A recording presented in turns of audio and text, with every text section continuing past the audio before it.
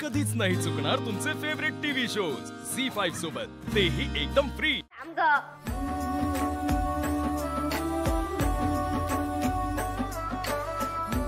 Thank you. तुझा राग गेला ना? कोण म्हणलं? माझा सगळा राग अजून गेलेला नाही तुळज।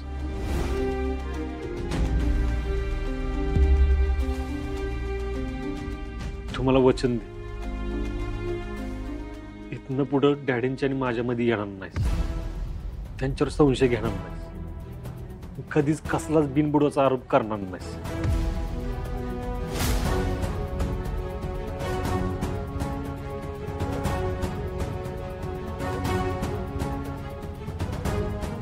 मी वचन दिल्याने तुला जर समाधान मिळत असेल तर मी तुला वचन देते।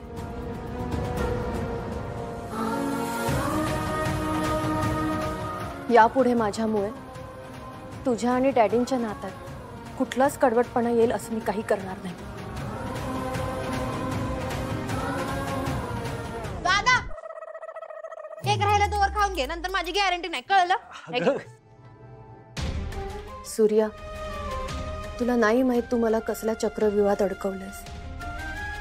तुला बरं वाटावं म्हणून मी तुला हे वचन देते, पण दुसरीकडे माझ्यासाठी तुझ्या समोर डॅडींचा खरा चेहरा आणणं हेही खूप गरजेचं आहे। तुला त्रास न होऊ देता मला हे आता सगळं करावं लागेल। आता इथून पुढे मला जे काही करावं लागेल ते फार विचार करून करावं लागेल।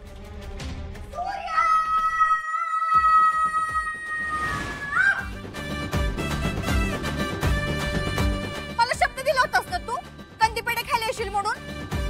आला नाहीस ते नाही, पर माझ्याशिवाय केक पण कापलास होय?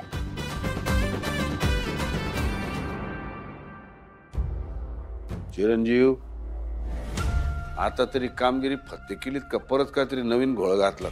झाली एकदा चूक म्हणून काय परत परत होणार आहे का? चिरंजीव, लढाई करत असताना लढणाऱ्याचं चारी बाजूला बारीक लक्ष असावं लागतं। कुठून बाण येतोय, कुठून गोळी येते, नाही ते ही टांग ते तलवार आपल्या डोक्यावर पडायची। कधी कधी तर आपला शत्रू एकदम ल्याचा प्याचा असतो, काहीच करत नाही, आपण केलेल्या चुकाच आपल्याला खड्ड्यात घालतात।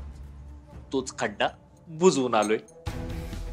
सीसीटीव्ही फुटेजचा प्रॉपर बंदोबस्त केलाय। आपण शाळेत जेवणात त्यानं जे औषध टाकलं होतं ना, नेमकं तेच फुटेज उडवून टाक।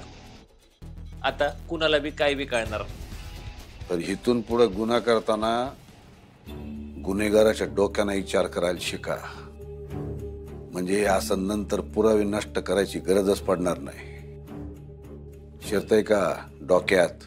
वय डॅडी।